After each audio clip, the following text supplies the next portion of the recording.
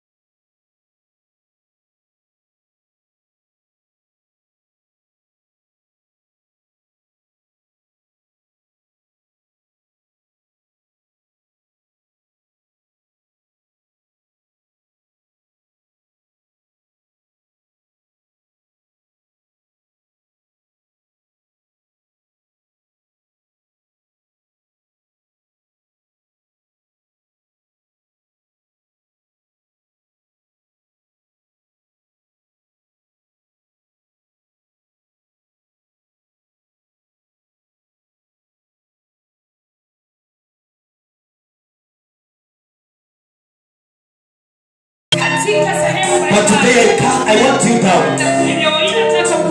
Leave them. waachane na, Leave them. achana na. I want you in the potter's house. Wewe katika nyumba ya mfinyanzi. And I cannot speak to Jeremiah Na hasiwezi ongea kwa Yeremia unless he is in the potter's house. akiwa hataingia katika nyumba ya mfinyanzi. Don't try to control every situation. Usijaribu kutengeneza kila hali. Sometimes when things are losing, Wakati mwingine kama vitu vinaharibika, don't go to loans.